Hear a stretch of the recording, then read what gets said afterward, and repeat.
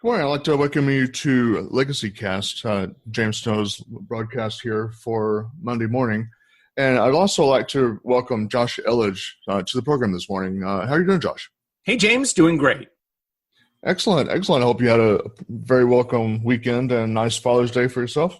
Absolutely. I appreciate it. You? Oh, it was a great weekend. Great time with my family. So it was very, very enjoyable. Sounds great. I'd like to begin, since we're just mentioning Father's Day, I'd like to begin with some questions pertaining to legacy, if you don't mind. Yeah, absolutely. And what does legacy mean to you particularly? I believe that everybody has a message that can positively impact the world without question. And so, it's not enough to, in my opinion, I don't think it's enough to just kind of toil in our garages and do our greatest work in silence. I think it's really, really critical that as those who aim to make our mark, not just in our lifetime, but for lifetimes to come, I think that it's really important that we are strong communicators of what it is that we're doing, that again, we don't do our work in a vacuum, but that we actually strive to make our work known and to go out and serve audiences and, connect with those who can also help us share the good word about what we're doing and what our missions and purposes are. Oh, great. That's actually a very outstanding answer. Do you feel it's an important consideration for people to look into for themselves? Well, yeah, I mean, that's what I am all about. So, I own two companies and each have done pretty well. Savings Angel, I launched over 11 years ago, and I thought it was a brilliant idea. But you know what? There are a lot of entrepreneurs who think they have brilliant ideas, and it's not enough just to start the business. Right. I believe that and I'm going to speak specifically to business owners here for a second, but I believe that the same principle applies to everybody. And that is that, we need to spend the majority of our time growing our business. And I believe that the two best ways that you can grow a business are to network with influencers and serve large audiences. And so, with Savings Angel, when I launched that business, and again, this was over 11 years ago, it was a membership-based website to help consumers cut their grocery bill in half. And, I knew that when I launched it, I had no money, but I knew that exposure was everything, because you can have the best business idea in the world, but if nobody knows about it, then you're not going to be in business very long, and all of your great dreams will never come to fruition. So I think it's really important that, in my case, I ended up working with a lot of local media and radio, TV, newspapers. I've since become a syndicated TV guy. I've become a syndicated radio guy, syndicated newspaper columnist, kind of a king of all media when it comes to couponing and saving money at the grocery store and lots of other ways of consumer savings. So I ended up doing about $6 million in revenue as a result of being so visible. And the cool thing is I didn't have to pay for advertising. I could just focus on just serving audiences, and that's how I would get my exposure. Oh, excellent. So how would you recommend to other business owners that they correlate the legacy mindset into their business? Right. And so, again, I think it's really important that we, kind of like Michael Gerber would say, the number one job of a business owner is to grow your business. And so if you're focusing on visibility and you're constantly looking for opportunities to serve audiences, and so those audiences may be from the stage. You may consider doing traditional media like I do, because you get some immense visibility. Plus, you get a lot of authority from working with traditional media. You might focus, with social media influencers. Digital media is another great opportunity. But it's teach.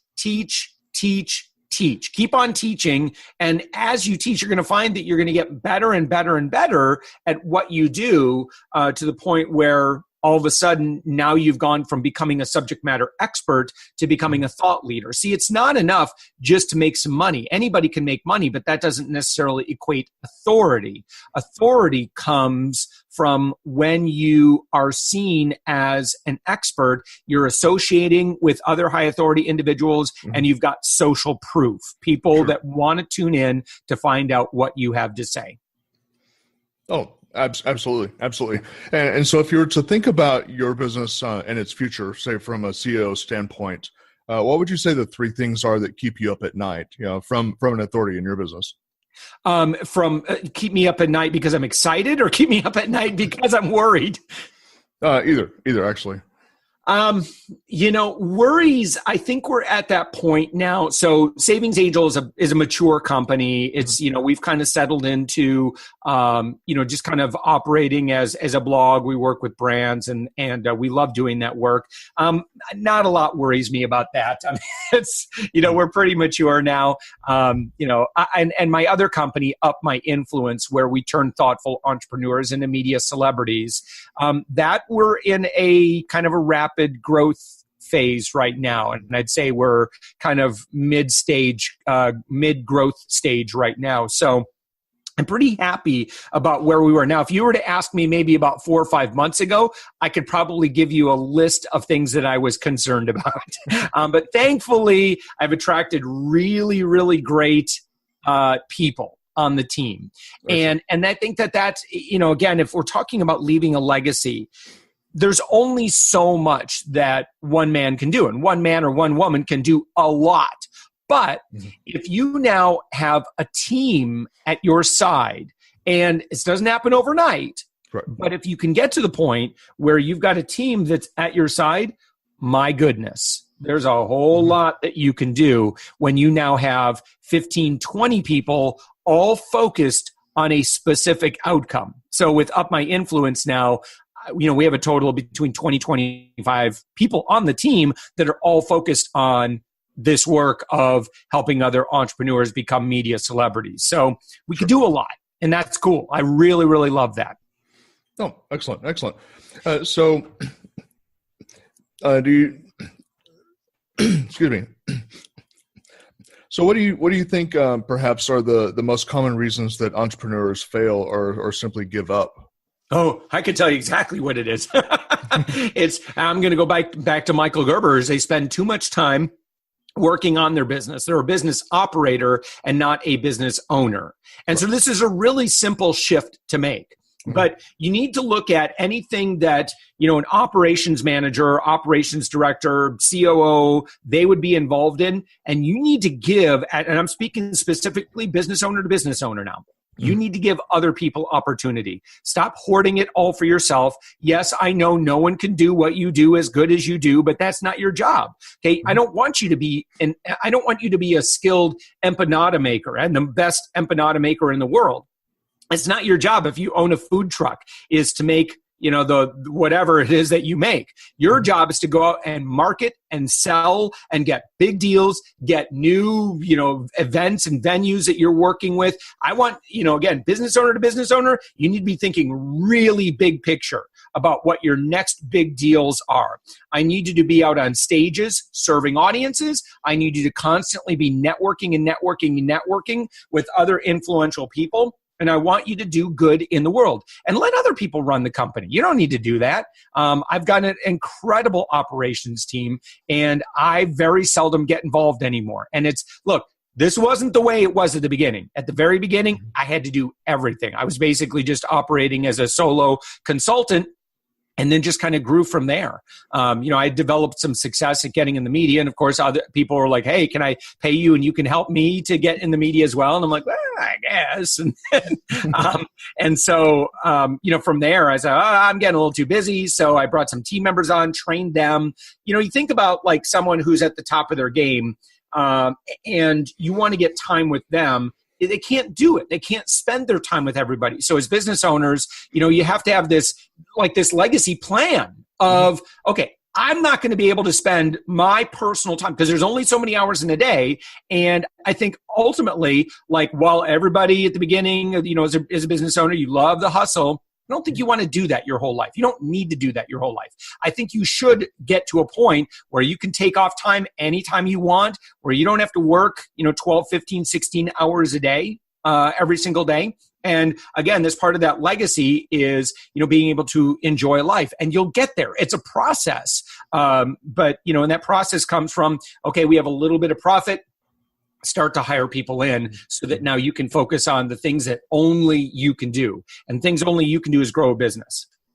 No, you're absolutely right. And in fact, in my own business, that's something that I learned is in the very beginning, I tried to, basically drive the bus 100% of the time. And, is once I was able to take my hands off the wheel and start delegating, to be able to delegate, that was huge. Fantastic. So do you believe that it's important for people to, obviously create a strategy for themselves and their business to be able to create that? Yeah. Now the strategy may change. So I think, as we do what we do, we're going to come up with better and better and better ways of doing those things. And a lot of those ideas are going to come from who you hire. So if you, and I mean, not just internally, but, who are the consultants, who are the agencies that you're working with? So for example, with our clients who hire us, we're total geeks on what we do. Like we spend all day obsessing over how we can deliver more value to our clients. So an employee may not necessarily have the skills and resources that we have because we have a whole team that comes in at the price of what you might pay a normal employee. So again, I think Tony Robbins will tell you that 85% of whether or not a business succeeds has to do with the psychology of the business owner. Right. If you're just, if you're focused on just learning general information from general information sources, you're watching a lot of YouTube videos, reading a lot of blog articles, getting a lot of all of your best business advice from Facebook posts and stuff like that. It's good, but it's not necessarily exactly what you need. There are a lot of shiny objects out there. So, this is why I would really recommend you find mentors and that you find, people who have been down the path a lot further than you have and hire them and pay them money. And you'll find that it's worlds of difference compared to, look, I listen to, 3-4 hours a day of podcasts. Like I love podcasts. Podcasts are like, have changed the information economy, in my opinion. Right. And it's why, because of podcasts, you can't just get, set up a business and say, I'm in business. You don't know me, but you should buy my stuff. Today, because of YouTube and podcasts, people expect that they need to get to know you a lot better before they build up that know, like, and trust before they give you money for your products and services. Sure. That has changed a lot over the past 3 to 5 years. It really has. And what would you say specific roadblocks would be for a budding entrepreneur to watch out for then? Well, right. I would say, I think one thing that we've talked about is trying to do everything yourself. Again, At the beginning, I get it. All right. But at the very least, the thing that you should try to hire as quickly as possible is that VA, someone who can schedule some simple stuff like schedule your social media, make sure research projects, say, I need a list of 100 blah, blah, blah, who can blah, blah, blah. And then your job would then be to reach out to those people. If it's like maybe like a Dream 100 or something like that, just giving basic assignments that honestly, you know what? Someone getting paid $8, $10, $12 an hour could probably do. Okay, as a business owner, you need to look at all the work you do in a day. And if there's anything that you could possibly outsource to someone for, $12, $15 an hour under, you need to make sure other people get that opportunity and allow them to grow professionally as well. And now, again, business owner, you go focus on the bigger picture stuff. And eventually, after 3, 4, 5 years, you could probably start to work yourself out of a job where you have to work less and less and less, which is great. I mean, that's a worthy goal to get to. Being able to take a couple weeks and take an RV vacation with your family, for example, or solo travel, for a couple of weeks. That's what life is for, is to be able to slow down and enjoy those moments and create memories now. Stop worrying about